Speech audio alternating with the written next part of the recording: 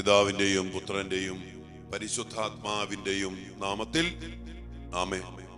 സ്വർഗീയ പിതാവേ, ഈ നോമ്പുകാലത്തില് മക്കളെ അനുഗ്രഹിക്കപ്പെടുവാനും മക്കളെ തിരിച്ചു പിടിക്കാനും വേണ്ടി ഒരുമയോടെ പ്രാർത്ഥിക്കുന്ന അങ്ങയുടെ പ്രിയപ്പെട്ട മക്കളെ അനുഗ്രഹിക്കണമേ. ഇവരുടെ വേദനകള്, നൊമ്പരങ്ങള്, രോഗപീഠകള്, മക്കളെ കുറിച്ചുള്ള ഒത്തിരിയേറെ കണ്ണുനീര് എല്ലാം സമർപ്പിച്ച് പ്രാർത്ഥിക്കുന്നു. ഞങ്ങളുടെ മക്കളെ അങ്ങ് ചേർത്ത് പിടിക്കണം. ഞങ്ങളുടെ മക്കളെ അവിടുന്ന് അനുഗ്രഹിക്കണം. അങ്ങയുടെ ദാനമാണ്, അങ്ങയുടെ സമ്മാനമാണ് ഞങ്ങളുടെ മക്കള്. അങ്ങ് ഏൽപ്പിച്ചതാ. ഞങ്ങൾ വെറും കാര്യസ്ഥന്മാരാണ്. കർത്താവേ, ആ വലിയ തിരിച്ചറിവോടുകൂടി മക്കളെ അങ്ങേക്ക് സമർപ്പിച്ചുകൊണ്ട് മക്കളെ സ്നേഹിച്ച് ചേർത്ത് പിടിച്ച് കൃപയില് വളർത്താനുള്ള വലിയ കൃപ ഇവർക്ക് നൽകണമേ. വന്നുപോയ വീഴ്ചകളില്, കുറവുകളില് കർത്താവെ അങ്ങ് ക്ഷമിച്ച് മാപ്പ് നൽകി അങ്ങയുടെ മക്കളെ അനുഗ്രഹിക്കുകയും ചെയ്യണമേ. അങ്ങയുടെ നാമത്തിൽ പ്രാർത്ഥിക്കുന്നു, ഇപ്പോഴും എപ്പോഴും എന്നേക്കും ആമേൻ. പ്രിയപ്പെട്ട ദൈവമക്കളെ, മക്കൾ ദൈവത്തിന് ദാനമാണെന്ന് നിലക്കണ്ടു. നമ്മള് അവരെ വളർത്താനുള്ള കാര്യസ്ഥന്മാര് മാത്രമാണ്. കർത്താവ് ഏൽപ്പിച്ചത്. ഇനി അത് കരുതി വളർത്തുക, അല്ലാതെ നമുക്ക് വേറെ പണിയൊന്നുമില്ല. അവരുടെ അധികാരികളല്ല, അവരുടെ ഉടയന്മാരില്ല. അവരുടെ മേൽ നമുക്ക് വലിയ അവകാശങ്ങളൊന്നുമില്ല. ദൈവത്തിന് അവകാശമുള്ളൂ. അതുകൊണ്ട് ആ ദൈവത്തിന്റെ ആ ദാനത്തെ, സമ്മാനത്തെ സ്നേഹത്തോടെ സ്വീകരിച്ച് ആ കാര്യസ്ഥന്റെ പണി, പറഞ്ഞ കാര്യസ്ഥൻ, വേണ്ടത് കൊടുക്കാൻ വേണ്ടി നിയോഗിക്കപ്പെട്ട കാര്യസ്ഥൻ മക്കൾക്ക്, ഈ ഒരു അടിസ്ഥാനത്തിൽ വേണം നമ്മൾ ജീവിക്കാനും മക്കളെ കരുതാനും വളർത്താനും. ഇന്ന് നമ്മൾ ചിന്തിക്കുന്ന ഒരു വലിയൊരു വചനം സുഭാഷിതങ്ങളുടെ പുസ്തകത്തിന്റെ 22-ാം അധ്യായത്തിന്റെ 6-ാമത്തെ വചനമാണ്. ശൈശവത്തിൽ തന്നെ നടക്കേണ്ട വഴി പരിശീലിപ്പിക്കുക, വാർദ്ധക്യത്തിലും അതിൽ നിന്ന് വ്യതിചലിക്കുകയില്ല. മാതാപിതാക്കളോട് ദൈവം പറയുന്ന വലിയൊരു വചനമാണ്, ഒരു ഉത്തരവാദിത്വമാണ്, ഒരു ദൗത്യമാണ്. എന്ത്? ശൈശവത്തിൽ തന്നെ നടക്കേണ്ട വഴി പരിശീലിപ്പിക്കുക. ഇത് നമ്മുടെ ജീവിതത്തിൽ വന്നു പോയ വലിയൊരു വീഴ്ചയുടെ മേഖലയാണ്. അതായത് മക്കൾ വളരുമ്പോൾ തന്നെ ശൈശവം, ആ കുഞ്ഞിന്റെ മനസ്സിലേക്ക് യഥാർത്ഥമായ ഒരു അടിസ്ഥാനം കിട്ടുന്ന സമയം, ആ സമയത്ത് എന്ത് പഠിപ്പിക്കണം? നടക്കേണ്ട വഴി. ഈശോയോട് ചേർന്ന ജീവിതം, കൃപയിലുള്ള ജീവിതം. ഈശോയെ കൂടാതെ ജീവിക്കാൻ പറ്റില്ല. ഉദാശകൾ വേണം. വിശുദ്ധ കുർബാനയെ കുറിച്ച്, അതിനെ കുറിച്ചൊക്കെ പറഞ്ഞു കൊടുത്ത് കൈത്തണ്ട് ശാഖ ബന്ധത്തിൽ വളരണം. അല്ലാതെ വളർന്നാൽ മക്കളെ നശിച്ചു പോകും, ഉണങ്ങിപ്പോകും. ഇവരുടെ സ്വഭാവം, മാതാപിതാക്കളെ ബഹുമാനിക്കണം, മുതിർന്നവരെ ബഹുമാനിക്കണം, പഠിക്കേണ്ട സമയത്ത് പഠിക്കണം. ഇങ്ങനെ നടക്കേണ്ട വഴി ശൈശവത്തിൽ തന്നെ പരിശീലിപ്പിക്കണം. നമുക്കറിയാം, പരിശീലിപ്പിക്കാന്ന് പറഞ്ഞാൽ എളുപ്പമുള്ള പരിപാടി ഒന്നുമില്ല. ഡിസിപ്ലിൻ, ചിട്ടപ്പെടുത്തിയ സമയം, എഴുന്നേൽക്കേണ്ട സമയം, പഠിക്കേണ്ട സമയം, പ്രാർത്ഥിക്കേണ്ട സമയം. ഇപ്പൊ നമുക്കറിയാം, സ്പോർട്സ്മാനൊക്കെ അല്ലെങ്കിൽ പട്ടാളക്കാരൊക്കെ എന്ത് ചിട്ടയോടെ പരിശീലിക്കുന്ന. ഓരോ കാര്യത്തിലും ഒരു നേട്ടം ഉണ്ടാകണമെങ്കിൽ, ഒരു വളർച്ച ഉണ്ടാകണമെങ്കിൽ അതിന് പരിശീലനം വേണം. ഇന്ന് ഏറ്റവും പരിശീലനമില്ലാത്ത ഒരു പരിപാടിയാണോ എന്ന് തോന്നിപ്പോകും മക്കളെ വളർത്തല്. മക്കളെ വളർത്തലുള്ള പരിശീലിപ്പിക്കൽ എന്ന് പറഞ്ഞ അപ്പന്റെ അമ്മയുടെ വലിയ ദൗത്യം. ഇന്ന് നമുക്ക് പറ്റിയെന്ന് അറിയോ? ഈ സമയത്ത് ഒന്നെങ്കിൽ അപ്പനും വിദേശത്ത് അല്ലെങ്കിൽ അമ്മ വിദേശത്ത്, അപ്പനും അമ്മയും ഒരുമിച്ച് നിന്ന് മക്കളെ നടക്കേണ്ട വഴി പരിശീലിപ്പിച്ച് അവരെ കൂടെ നിന്ന് ഈ കോച്ചുമാരൊക്കെ പഠിപ്പിക്കുമ്പോ, പരിശീലിപ്പിക്കുമ്പോ അവർ കൂടെ നിന്ന് കാണിച്ചു കൊടുക്കുക. ഇങ്ങനെ ചെയ്യും, ഇങ്ങനെ എക്സർസൈസ് ചെയ്യും, ഇങ്ങനെ ഓട്, ഇങ്ങനെ സ്റ്റെപ്പ് എടുക്ക്. അവർ കൂടെ നിന്ന് പരിശീലിപ്പിക്കുക. കോച്ചുമാരൊക്കെ ഉണ്ട്. ഇന്ന് ഒരു മകന്റെ, ഒരു മകളുടെ ശക്തരായ കോച്ചുകളാണ് അപ്പനും അമ്മയും. ഇടത്തും വലത്തും നിന്ന് നടക്കേണ്ട വഴി പരിശീലിപ്പിച്ച് ആ മക്കളെ മുന്നോട്ട് നയിക്കാൻ നിയോഗിക്കപ്പെട്ടവരാണ് ഈ അപ്പനും അമ്മയും. അങ്ങനെയാണെങ്കിൽ ആ മക്കൾ അതിൽ വളരും, വാർദ്ധക്യത്തിലും അതിൽ നിന്ന് പിന്തിരിയില്ല. എന്റെ പ്രിയപ്പെട്ട മക്കളെ, നല്ല മാതൃക, നല്ല പരിശീലനം. എല്ലാ ദിവസവും ചിട്ടയായ പ്രാർത്ഥന, കുടുംബത്തിലെ കുടുംബ പ്രാർത്ഥന, വചന വായന, ജപമാല, ഒരു ആത്മീയ പരിശീലനം അതിശക്തമായിട്ട് മക്കൾക്ക് കൊടുക്കണം. ഇന്ന് നിങ്ങളൊരു കാര്യം ഓർത്തോ, ആത്മീയതയിലാണ് സ്വഭാവം, പഠനം, എല്ലാത്തിന്റെയും അടിസ്ഥാനം. നല്ല ആത്മീയതയിൽ ദൈവബന്ധത്തിൽ പോണ കൊച്ചാണോ, ആ കൊച്ചിന് പ്രത്യേകമായൊരു സ്വഭാവത്തിന്റെ വൈശിഷ്ട്യം ഉണ്ടാകും. അതിന്റെ പഠനത്തില്, ജോലിയില്, മറ്റെല്ലാത്തിനും. അതുകൊണ്ട് ഏറ്റവും വലിയ പരിശീലനം ആത്മീയ പരിശീലനമാണ്. കുടുംബമാണ് ആത്മീയ പരിശീലനത്തിന്റെ കേന്ദ്രം. വേറെ എവിടെ നിന്നും കിട്ടുന്നതൊക്കെ നൈമിഷികമാണ്. പള്ളി പോണു, കാറ്റഗിസത്തിന് പോണു, അക്കത്രേക്കുള്ളൂ. അത് വേണം, അതുമില്ലട്ടോ, അത് വേറെ കാര്യം. ആത്മീയ പരിശീലനത്തിന് പ്രമുഖമായ സ്ഥാനം കൊടുത്ത് ചിട്ടയായ പരിശീലനം നമ്മുടെ മക്കൾക്ക് ശൈശവത്തിൽ തന്നെ കൊടുത്തു തുടങ്ങിയാൽ നമ്മുടെ മക്കള് ഒരിക്കലും വഴിതെറ്റി പോകത്തില്ല. ഇതിൽ വന്നുപോയ വീഴ്ചകളെ ഞാൻ കുറ്റപ്പെടുത്താൻ പറയുന്നില്ല. മക്കളെ ഒത്തിരി വീഴ്ച വന്നിട്ടുണ്ട്. ഞാൻ ചിലപ്പോഴെങ്കിലും മറ്റൊരു മതവിഭാഗത്തിൽപ്പെട്ട പിള്ളേരെ കാണും. അവർ സോ ഡിസിപ്ലിൻ. അവരുടെ വസ്ത്രധാരണം, അവരുടെ സ്വഭാവം, അവരുടെ ആ ഒരു കൂട്ടായ്മ, അവിടെ ആ ഒരു വിശ്വാസത്തിന്റെ ഒരു ഉറപ്പ്, അവരുടെ നോമ്പ്, അവർക്ക് ശൈശവത്തിൽ തന്നെ കിട്ടിയ ചില പരിശീലനങ്ങളാണ്. നമ്മുടെ മക്കൾക്ക് ഇതെല്ലാം ഉണ്ടെങ്കിലും അത് പരിശീലിപ്പിച്ചു കൊടുക്കുന്നതിൽ നമ്മുടെ കുടുംബം, നമ്മുടെ മാതാപിതാക്കള്, നമ്മുടെ സഭ, നമ്മുടെ വൈദികര്, നമ്മുടെ കന്യാസ്ത്രീമാര് പരാജയപ്പെട്ടു പോയി. ഡാൻസും തുള്ളലും ബഹളവും പഠിപ്പിച്ചിട്ട് കാര്യമില്ല. ആത്മീയമായ പരിശീലനം, വിശ്വാസത്തിന്റെ ഉറപ്പ്. നമ്മുടെ മക്കൾ കുറച്ച് വളർന്നു കഴിഞ്ഞാൽ ഏത് മുസ്ലിമിന്റെ പിന്നാലെ പോവും, ഏത് ഹിന്ദുവിന്റെ പിന്നാലെ പോവും, ഏത് അവന്റെ കൂടെ പോയി കിടക്കാനും മടിയില്ലാത്ത എന്തുമാത്രം പിള്ളേരുള്ള. ഞാൻ പറഞ്ഞു വരിക, ഇത് നമ്മുടെയൊക്കെ ഒരു അവസ്ഥ വരാനുള്ള കാരണം ഈ ഒരു വചനത്തിന്റെ അനുഭവം, അല്ലെങ്കിൽ ഈ വചനത്തിന്റെ ഒരു തിരസ്കരണം ശൈശവത്തിൽ തന്നെ നടക്കേണ്ട വഴി പരിശീലിപ്പിക്കുക. വാർദ്ധക്യത്തിലും അതിൽ നിന്ന് വ്യതിചലിക്കില്ല. ഇന്ന് നമ്മുടെ മക്കള് നിസാര കാര്യത്തിന്റെ പേരില് വ്യതിചലിച്ചു പോവാ, നടക്കണ വഴിയിൽ നിന്ന് വ്യതിചലിച്ചു പോവാ. മദ്യപിക്കാൻ പോണു, കൂട്ടുകൂടി പോകുന്നു, കറങ്ങാൻ പോകുന്നു, പബ്ബിൽ പോകുന്നു, ലഹരിക്കടിമപ്പെടുന്നു, മിശ്ര ഭാഗത്ത് ചെന്നപ്പെടുന്നു, വ്യതിചലിച്ചു പോവാ. നടക്കേണ്ട വഴിയിൽ നിന്ന് വ്യതിചലിച്ചു പോകുന്ന മക്കള്. കാരണം എന്താ? ശൈശവത്തിൽ തന്നെ നടക്കേണ്ട വഴി അവരെ പരിശീലിപ്പിച്ചില്ല. ഈ ഒരു തെറ്റ്, ഈ ഒരു പിഴ അച്ഛന്മാര് ഒത്തിരിയേറെ ഏറ്റെടുക്കുന്നുണ്ട്. ഏറ്റെടുക്കേണ്ടി വരുന്നില്ല, ഏറ്റെടുക്കണം. സിസ്റ്റേഴ്സ്, എന്തുമാത്രം സിസ്റ്റേഴ്സ് ഉള്ള, എന്തുമാത്രം അച്ഛന്മാരുള്ള കാറ്റഗിസം ടീച്ചേഴ്സ്. നമ്മുടെ വിശ്വാസ പരിശീലന കേന്ദ്രങ്ങളായ കുടുംബത്തില് മാതാപിതാക്കള്, സഹോദരങ്ങള്, ഇടവക ദേവാലയങ്ങള്, അവിടെ എന്താ കൊടുക്കുന്നത്?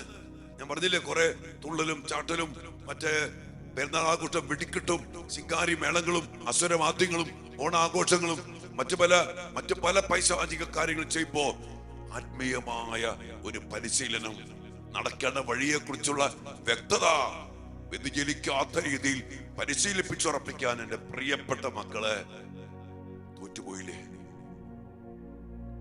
അതുകൊണ്ട് നമുക്ക് എളിമയോടുകൂടി പ്രാർത്ഥിക്കാം. ഈ നോമ്പുകാലം അനുതാപത്തിന്റെയും മാനസാന്തരത്തിന്റെയും പ്രാശ്ചിത്വത്തിന്റെയും വന്നുപോയ മേഖലയിൽ വന്ന തെറ്റുകൾക്ക് പരിഹാരം ചെയ്യുന്ന കർത്താവിന്റെ കുരിശുമരണത്തിന്റെയും അതിൽ നിന്നൊക്കെ പിശാചിനെ പരാജയപ്പെടുത്തി ഉയർത്തെഴുന്നേറ്റ കർത്താവിന്റെ മഹത്വത്തിന്റെ സമ്പന്നതയുടെയും ഈ കാലഘട്ടത്തിൽ തിരിച്ചു പിടിക്കാം. നമ്മുടെ മക്കളെ അനുഗ്രഹിക്കപ്പെടട്ടെ. നടക്കേണ്ട വഴി അവർ തിരിച്ചറിയട്ടെ. നമ്മുടെ കൊച്ചുമക്കളെ അതിലേക്ക് വേണ്ടി പരിശ്രമിക്കാം. ഈ പരിശീലനം കൊടുത്താൽ നമ്മുടെ മക്കൾ പഠിക്കും, തെറ്റായ വഴിക്ക് പോകത്തില്ല, ഇവിടെ കെണിച്ചെന്ന് പെടില്ല, അപകടങ്ങൾ തിരിച്ചറിഞ്ഞ് വാർദ്ധക്യത്തിലും വ്യതിചലിക്കാതെ നമ്മുടെ മക്കൾ ഉറച്ചു നിൽക്കും. ഈ ഒരു വചനത്തിൽ അത്ഭുത ശക്തി നമ്മുടെ കുടുംബത്തിലും മക്കളിലും നിറയപ്പെടട്ടെ. ഒരുമയോടെ പ്രാർത്ഥിക്കാം. ഈശോ അനുഗ്രഹിക്കട്ടെ. ആമേൻ.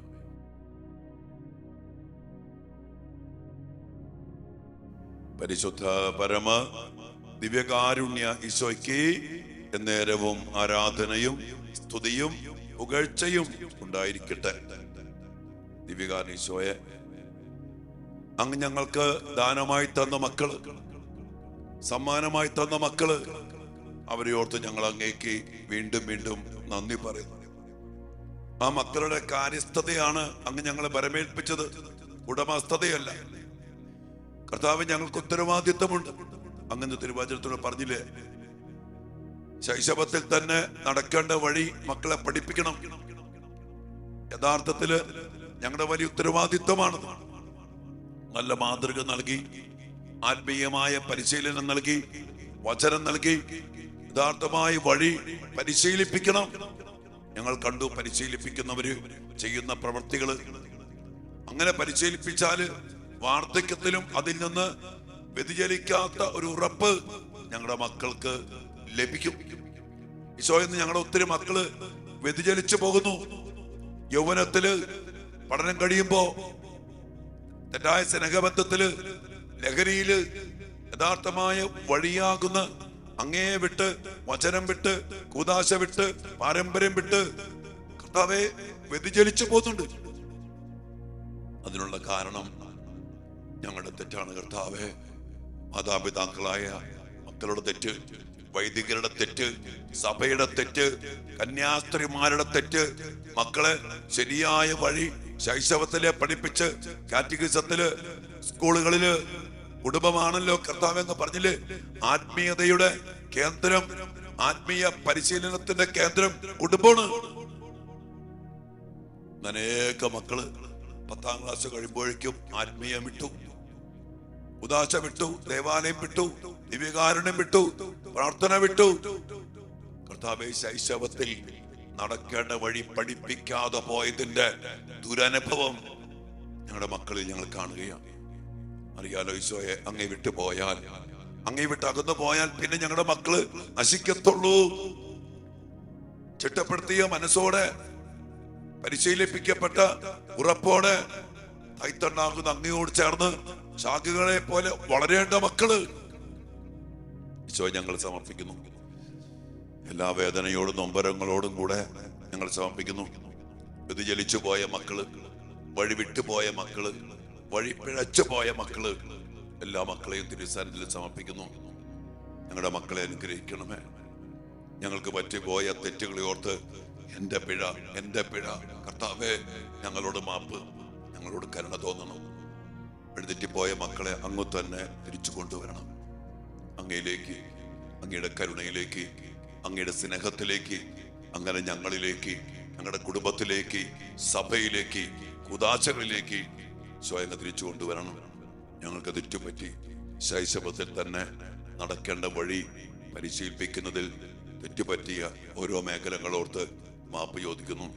കർത്താവെ, അങ്ങ് തന്നെ ഞങ്ങളുടെ മക്കളെ പഠിപ്പിക്കണമേ. അങ്ങ് തന്നെ ഞങ്ങളുടെ മക്കളെ അനുസ്മരിപ്പിക്കണമേ. അങ്ങ് തന്നെ ഞങ്ങളുടെ മക്കളെ, വ്യതിചലിച്ചു പോയ മക്കളെ നേരായ വഴിയിലേക്ക് തിരിച്ചു കൊണ്ടുവരണമേ. സമർപ്പിക്കും മക്കളെ. വ്യതിചലിച്ചു പോയ മക്കള്, കർത്താവിനെ വിട്ടുപോയ മക്കള്, കുടുംബം വിട്ട് പടിയിറങ്ങി പോയ മക്കള്, കണ്ണിക്കണ്ടവന്റെ പിന്നാലെ നടക്കുന്ന മക്കള്, വ്യഭിചാരത്തിലും മ്ലേച്ഛതയിലും മദ്യത്തിലും ലഹരിയിലും, കർത്താവിന്റെ മക്കള് അന്യമതസ്ഥരുമായിട്ടുള്ള പ്രേമക്കുരുക്കിലും ലൗകികാതിലും ഒക്കെ പെട്ട്, വിശ്രവാഹത്തിൽപ്പെട്ട്, രജിസ്റ്റർ മാരേജ് ചെയ്ത് ലിവിങ് ടുഗദർ ഒരുമിച്ച് ജീവിക്കുന്ന പബ്ബുകളില്, ബാറുകളില്, കണ്ണിക്കണ്ടവന്റെ കൂടെയൊക്കെ വഴിവിട്ട ജീവിതം ജീവിക്കുന്ന ഒത്തിരിയേറെ മക്കള് ഈശോയെ, എല്ലാ മക്കളെയും സമർപ്പിക്കുന്നു. മാതാപിതാക്കളുടെ തെറ്റ് വളരെ വലുതാണ്. ഞങ്ങൾ കണ്ടു ഈശോയെ, അതിനെല്ലാം ഓർത്ത് ഞങ്ങൾ മാപ്പ് ചോദിക്കുന്നു. വഴി വിട്ട് വ്യതിചലിച്ചു പോയ മക്കള് പരിശീലിപ്പിക്കപ്പെടാത്തതിന്റെ അനന്തരഫലമാണ് ഈശോയെ. കരുണയ്ക്കായി പ്രാർത്ഥിക്കുക, മക്കൾക്ക് വേണ്ടി പ്രാർത്ഥിക്കുക. വഴിതിട്ടുപോയ, വ്യതിചലിച്ചു പോയ മക്കളെ ഈശോയെ അങ്ങ് തന്നെ തിരിച്ചു കൊണ്ടുവരണമേ എന്ന് വ്യക്തിപരമായി പ്രാർത്ഥിക്കുക. കരുണയ്ക്കായി പ്രാർത്ഥിച്ചുകൊണ്ട് പാപത്തെ ഏറ്റെടുത്ത, ശാപത്തെ നീക്കിയ, മരണത്തെ പരാജയപ്പെടുത്തിയ, കടങ്ങൾ വീട്ടി സാത്താനെ പരാജയപ്പെടുത്തി വീണ്ടെടുത്ത കർത്താവിന്റെ മഹാകരുണ ഈ നോമ്പിന്റെ ചൈതന്യത്തില് നമ്മിലേക്ക്, നമ്മുടെ കുടുംബത്തിലേക്കും മക്കളിലേക്കും നിറഞ്ഞൊഴുകട്ടെ. ആത്മാർത്ഥമായി പ്രാർത്ഥിക്കുന്ന മക്കളെ ഈശോയെ, മക്കളെല്ലാവരെയും സമർപ്പിച്ചുകൊണ്ട് കർത്താവിന്റെ വലിയ കരുണ, വ്യതിചലിച്ചു പോയ മക്കളെ തിരിച്ചു പിടിക്കാൻ, മക്കളെ അനുഗ്രഹിക്കപ്പെട്ട് കർത്താവിന്റെ സന്തോഷത്തിലേക്ക്, സമാധാനത്തിലേക്കും വീണ്ടും ആനയിക്കപ്പെടാൻ, യഥാർത്ഥമായ വഴിയിലേക്ക് തിരിച്ചു വരാൻ പ്രാർത്ഥിക്കും മക്കളെ.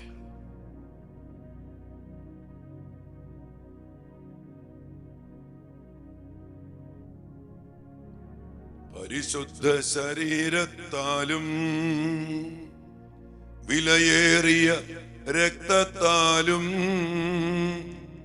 പാപത്തിൻ കറകളിൽ നിന്നും മർത്യനു നീ മോചനമേകി സകലേശാ ദിവ്യ കടാക്ഷം തൂഗണമേ വത്സല സുതരിൽ നിർമ്മലരായി ജീവിച്ചിടുവാൻ ചിന്തണമേ ദിവ്യവരങ്ങൾ. ഈശോയെ, അങ്ങയുടെ വരങ്ങൾ ചിന്തി സ്നേഹത്താലും സൗഹൃദത്താലും സമാധാനത്താലും സന്തോഷത്താലും നിറച്ച് ഞങ്ങളുടെ മക്കളെ അങ്ങാകുന്ന വഴി അതാണല്ലോ കർത്താവെ, സമാധാനത്തിന്റെ സന്തോഷത്തിന്റെ അനുഗ്രഹത്തിന്റെ വഴി. വേറെ ഒരു വഴിക്ക് പോയാലും ഞങ്ങളുടെ മക്കള് രക്ഷപ്പെടില്ല. അങ്ങാകുന്ന വഴിയിലേക്ക് ഞങ്ങളുടെ മക്കളെ അനയിക്കണമേ എന്ന് പ്രാർത്ഥിച്ചുകൊണ്ട് കണ്ണീരോടെ കരങ്ങൾ ഉയർത്തിപ്പിടിച്ച് അനുഗ്രഹവും ആശീർവാദവും പ്രാർത്ഥിച്ച മക്കൾക്ക് വേണ്ടി ഈശോയേ ഹല്ലേലൂയ.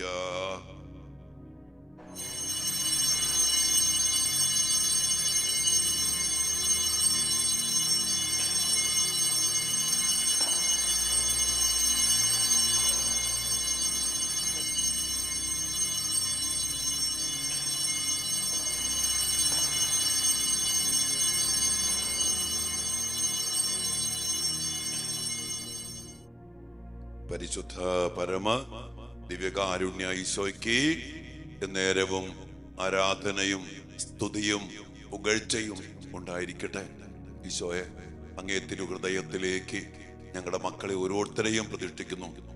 ഒരു കോട്ടയുടെ ഉള്ളിലെന്ന പോലെ അങ്ങയുടെ സ്നേഹാർദ്രമായ കരുണാർദ്രമായ ഹൃദയത്തിനുള്ളില് ഞങ്ങളുടെ മക്കളെ പൊതിഞ്ഞു പിടിച്ച് ഒരിക്കലും വ്യതിചലിക്കാതെ അങ്ങയിൽ ഉറപ്പിക്കണമേ.